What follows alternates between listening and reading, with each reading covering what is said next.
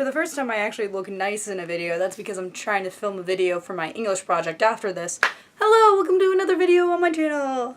Hi, I'm back. The last video I did was my KJ ABBA video, and people got really pissed off about it. But anyway, okay, I decided to do this video because recently on my Twitter, I tweet a lot of stuff. One of the things I tweeted out was this thing that sometimes happens on Twitter where it's like 1 like equals something. So I decided to do, because I was in such a Heather's mood because I recently saw it, I decided to tweet out, hey, 1 like equals Heather's fact. And I just thought 15 people were gonna like it, right? I don't mean to flex here, but the tweet got over 100 likes, so now I have to come up with 100 facts about Heathers. Whoop-de-doo for me! So, since I decided to do a Heathers type video, I decided to do a video called Book Recommendations Based Off of Heathers Facts. Now, I know some people do this with different things like book recommendations based off of movies, book recommendations based off of songs, but no, I decided to do Heathers quotes. Because that's the literally only thing I can memorize. Not important stuff, no. Heather's quotes. That's what I can remember off the top of my head. So basically, I picked a Heather's quote and I linked it to a book. Some of these books I don't love that much, but some of these books, when I heard this quote, I was like, hey, that's kind of similar to this book. So let's get started. So my favorite quote is one of my favorite ones because it kind of shows the whole about how crazy Heather's is and how it relates to teen angst. So my first quote is, "Dear Diary, my teen angst bullshit has a body count." So for this I chose How to Hang a Witch by Andrina Matthew. If that's not how you say it, well, you know, it's not the first time I've been wrong. The book is about, this follows a girl that moves to Salem where the Salem witch trials happens, and she is actually the descendant of the main dude that started the Salem witch trials. And of course the people in this town, some of them are descendants of the witches that were trialed and killed.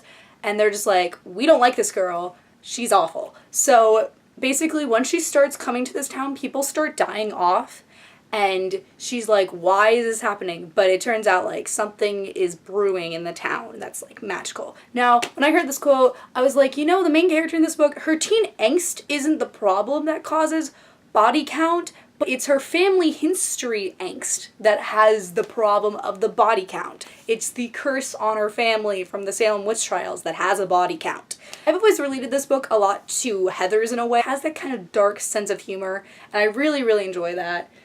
On the back of the sequel, it relates this book to Mean Girls, and I'm like, this Mean Girls? Uh-huh, honey, it's Heather's. I really enjoy this book. Do I think it's the most perfect book out there? No, but I think the character kind of gives me a Veronica kind of vibe. So yeah, read this. There's also a sequel about the Titanic. Really nice sequel also, so. My next quote is, ugh, you're such a pillowcase. So once again, like I said, some of these books I don't love, some of them I enjoy. So for this one, I thought of a book series that is kind of guilty pleasure kind of thing, and that's The Summer I Turned Pretty by Jenny Han. Are these Jenny Han's best books? Oh hell no. Look, I haven't even finished All the Boys I Loved Before trilogy, but I already know that it's better than this piece of crap. The only reason that I enjoy this kind of series is because it's set at the beach, and literally if you write a book about the beach with teenagers, I am into it. So if you don't know what The Summer I Turned Pretty is about, it's basically about a girl named Belly, which is a stupid nickname we begin with. And she goes to the beach every summer, and there's these two guys, brothers, and she falls in love with one of them in the one book. And then I personally think the only good one in this series, the first one is okay, but as the series goes on, it gets stupider and stupider with angst. What I enjoy about the series is the one character, Jeremiah, who's one of the boys, but really that's it, and also the beach kind of vibe. She's a pillowcase, basically. She's kind of a stupid idiot, so. Is this really a recommendation? I don't know. If you want to read it, sure. If you want to read stupid teen angst, here you go. Next quote, are we going to prom or hell? Okay, this probably is one of my favorite quotes because it also created the song Prom or Hell, which is in Heather's the Musical. Steady, mostly he's awesome, if a bit too rock and roll. Lately he's bumped off, free up my classmates, God have mercy on my soul. For this, I chose As I Descended by Robin Talley. I've said it multiple times in some of my videos that I feel like Heather's is basically a retelling of Macbeth. This book is not only a Macbeth retelling, but a gay Macbeth retelling. It is, again, Macbeth, but in a boarding school and in a competitive boarding school, decide that they're gonna do something to the, main girls so the one girl can like get a high standard or something like that, and they end up accidentally killing her, and then all shit goes to hell. Reminds me a lot of Heathers. So I really enjoyed this book, and like, it's really good. It's like really underhyped. Like, no one ever talks about this. Peyton got this for me for Christmas, and I'm so happy she did because I loved it. So the next quote I have is the famous line, "How very," like the 80s way of saying that's cool. So I chose a book that I think is really, really cool that more people should read. A Curse So Dark and Lonely by Bridge Kemmerher. I just can't pronounce anyone's name, so. If you don't know what this book is about, it is a Beauty and the Beast retelling, and it's probably one of the best Beauty and the Beast retellings ever. It still follows the plot line of Beauty and the Beast, but it's still its own thing, and I love it. As you can see, the beautiful, beautiful tabs in it. The main character, Harper, fantastic character. The love interest, Ren, that's not his name. Oh, dang, swoon. And I want more people to read this. Like, it's like so good. It's so good. Okay, so the next line is kind of a like emotional one. If you were happy every day of your life, you wouldn't be a human being. You'd be a game show host. So I decided to choose one of the only mangas I've read, and that is Orange by... I'm just not gonna try to pronounce the author's name because I don't want to say it wrong. So if you know what Orange is about, this basically follows a young girl who gets a letter on her first day of school that is her future self telling her to stop one of her classmates from committing suicide. I think this book is really good with talking about depression and suicide. Just all the things that 13 Reasons Why tries to do but fails miserably. And I just feel like this book understands just all of it, and I think it's really, really good for that. And I feel like that it shows the human like beings and how we can help each other, make each other happy, and even if we're not happy, you can try in some times of need to be happy. It's just, it makes me happy. There's 3 editions. 2 of them are like actually like a part of the storylines. The third one is like a spin-off and it's not as good. The next quote is one of my favorites. It's a part of the best scene of the whole movie, which is the ending. I think the ending of Heathers is like just like pure cinematic masterpiece.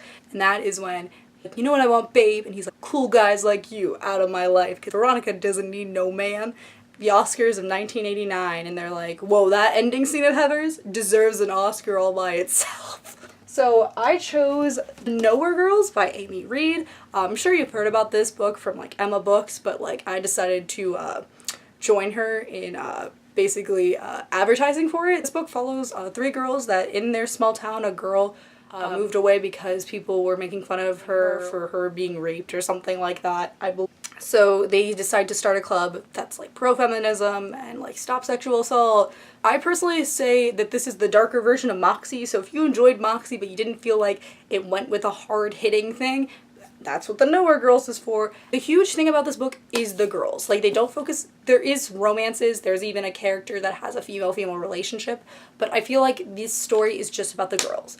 They don't need, they can be themselves, and they don't need anyone else to tell them what to do and stuff like that. That's what I get from that quote. I mean, the next quote I did was from JD, my least favorite character from Heathers, which is really surprising because if you talk to any fan of Heathers, they probably love JD. I hate him. Extreme always seems to make an impression. So what I got from this, this is kind of, I blame my school for this recommendation, but I chose The Great Gatsby by F. Scott Fitzgerald. Now this book, is it the best thing ever created? No. I feel like this book, you can read it and just be like, okay, well I just read what people consider the greatest book of all time when it's debatable. I enjoyed this novel. Is it the best thing I read for school? No. So what I connect this quote to The Great Gatsby is that Great Gatsby, like, all he does is make it everything so extreme, like his parties, trying to get Daisy's attention. So I just felt like he's just making everything, like, so big so he can get people's attention. So, like the quote, like JD, both of them are toxic characters, and both of the characters are in toxic relationships. And can I just say this? I'm gonna say this on my channel. Daisy is just a terrible person. I hate Daisy. I hate all the characters in The Great Gatsby, what you're supposed to do. Except, like, Nick is an okay character, and then, like, Heathers, you hate everyone except Veronica, and I feel that way.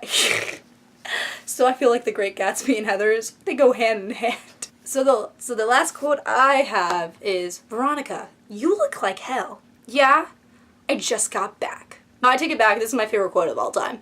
Just perfection in itself. For the last recommendation I have to recommend you is the Magnus Chase series by Rick Riordan. No one talks about Magnus Chase, and that makes me really, really sad. Personally, I would choose this series over Trials of Apollo any day. Now, I would say why I relate this book to this thing, but that would kind of spoil, like, what happens in the first book. This is a small spoiler. It happens like the halfway through Magnus Chase. If you don't want to be spoiled for it, please mute your screen until this picture disappears. So halfway through Magnus Chase died. And since he died as a warrior, he goes to the afterlife, which is Hotel Valhalla for all the Valkyrie, like, warriors that died in battle and were proud. And he, like, goes back and forth between, like the afterlife and the real world. So I feel like that relates to Veronica coming back from the dead or coming back from hell. So I felt like that went with it. So I hope you guys liked this video. I know I ramble a lot, especially when it's Heather's. So I actually started a Heather's channel. I don't know if I'm gonna actually post anything on there, but I'll link it down below or I'll link it above here, whichever works for me editing wise. So I hope you like, comment, subscribe, comment down below if you read any of these books. Did you like these books? Did you hate these books? You know, we'll start a discussion. Just don't hate me on stuff. I've already been through a lot of hate comments about how I didn't read Chaos Walking right, or that I didn't get KJ Appa joking when I was joking with him, whatever. But thank you for watching.